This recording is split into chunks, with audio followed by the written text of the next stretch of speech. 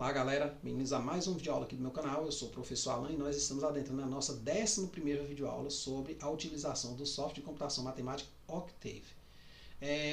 Essencialmente, gente, as 10 primeiras aulas elas são suficientes para um primeiro contato com o software Octave. Contudo, ao dar mais passos dentro da programação, nós precisamos concatenar as funções vistas anteriormente. Por exemplo, eu posso ter um programa agora que use o if e o while no mesmo programa, algo um pouco mais complexo. Então, nesse sentido, eu resolvi preparar essa 11ª videoaula aqui, exatamente para estar mostrando um programinha, a gente construindo um exemplozinho.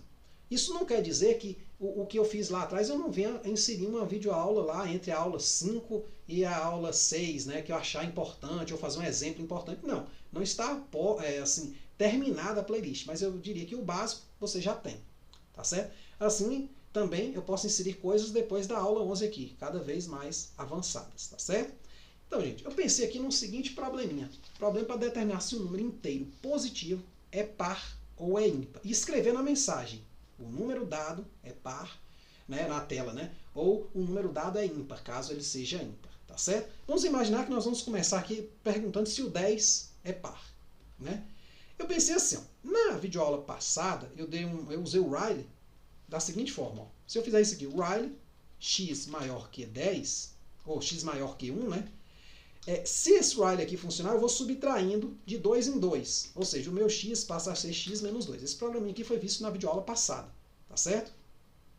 A gente viu que ele tem duas saídas possíveis. Vou colocar x aqui só para a gente ver. As saídas são 0, caso o valor aqui seja par, e 1, caso o valor seja ímpar. Vou compilar de novo. Saída 1. Tá vendo?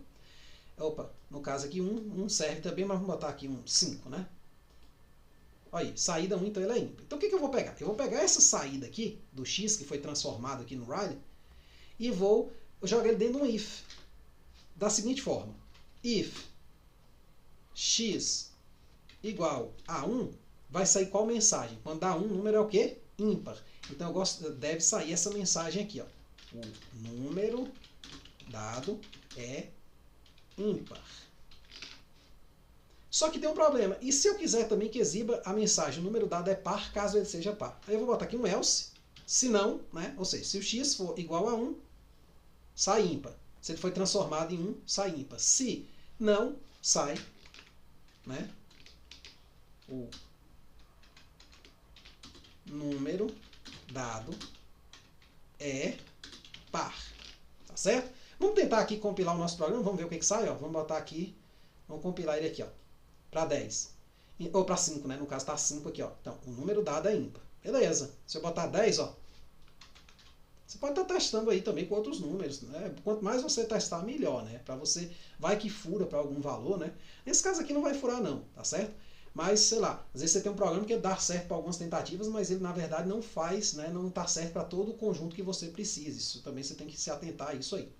Então, beleza. Só que eu gostaria de incrementar um pouco mais esse programa. Eu gostaria muito de colocar a mensagem assim, 10, que foi a entrada aqui, 10 é par. E se fosse 5, por exemplo, que aparecesse o 5, dizendo que o 5 é ímpar. Então, pensando que depois que eu faço um programa, eu posso ir modificando ele. Eu já atingi meu objetivo, dizer se um dado número é par ou se ele é ímpar, certo? Um dado número positivo, inteiro positivo. Agora, se eu quiser melhorar um pouco, eu pensei assim, eu vou criar uma variável a aqui, onde eu vou pegar esse valor aqui inicial, o 5, e vou transformar ele em uma palavra. Só que o problema é que esse 5 foi modificado. Então, se eu transformar esse 5 aqui em uma string, para eu poder juntar com essa frase, não vai dar muito certo. Aí eu crio aqui o seguinte, vamos fazer uma pequena modificação no início do programa. Eu vou dizer que, ao invés de eu entrar com x, eu vou entrar com y. Y igual a 5. E eu vou dizer que, na primeira etapa logo aqui, quer dizer, segunda linha, segunda etapa, meu programa, ele vai dizer que o x é igual ao y. Então, perceba que o y, nesse caso, ficou intocado aqui. Meu y original ele não se modifica mais. O que eu estou modificando é uma cópia dele que vai ser modificado. Então, eu poderia fazer o seguinte. Eu vou transformar este 5 aqui do y em um string. Então, eu vou transformar um número em um string. O comando é esse, num to str, que é de número para string. Então, nesse caso, eu vou botar aqui dentro quem? Y. Então, o meu a aqui agora, ele passa a ser o quê? Uma palavra. Quer dizer, o meu 5 agora passa a ser um string, uma palavra, assim como o número dado é ímpar. Aí eu pensei o seguinte, podemos usar matrizes e botar aqui o A, vírgula, esse restante aqui, ó, é ímpar. Fechar aqui. E aí eu vou repetir essa mesma ideia embaixo, só que a diferença é que a frase de baixo vai ser o quê? O A é par. Vamos compilar e ver o que acontece? Tá o 5 aqui, tá vendo? 5 é ímpar, só que saiu junto. Aí você dá um espacinho aqui, ó. Tá certo? Então, 5 é ímpar, beleza. 10. Vamos lá, 10. 10 é par. Então aqui sim o meu objetivo final foi respondido. Tá certo?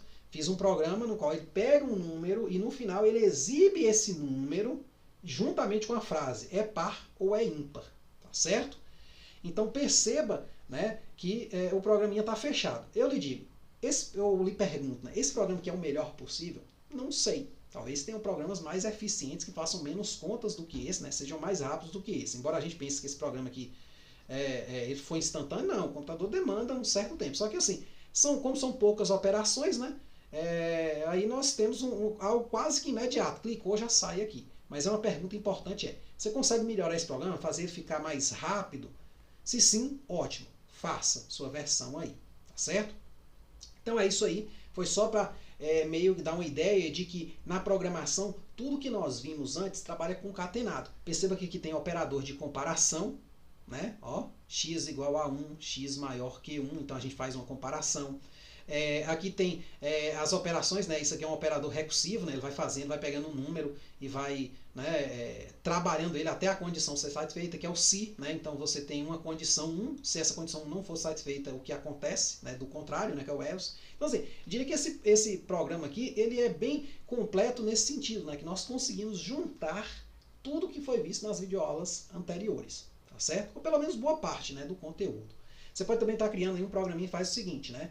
Dado uma matriz 3x3, por exemplo, você dizer se essa matriz, ou até de ordem n por n, né? Dizer se essa matriz tem inverso ou não. Caso ela tenha, calcular. Caso não tenha, sair a mensagem na tela. A matriz em questão não tem inversa. Como é que você faria isso? Você podia estar lá usando determinante. Você pediria para ele calcular o determinante dessa matriz. Caso esse determinante desse diferente de zero, você procederia calculando a inversa dela. Do contrário, sairia a imagem na tela. A matriz em questão não tem inversa. Então, só são algumas, algumas questões que você pode estar fazendo aí para treinar, tá certo? Mas isso aqui, gente, pode ficar tão complexo esse programa quanto você queira, viu? Assim, pode fazer cálculos assim enormes, né? Imensos, né? Então, é isso aí, é só praticar, beleza? Muito obrigado, até a próxima.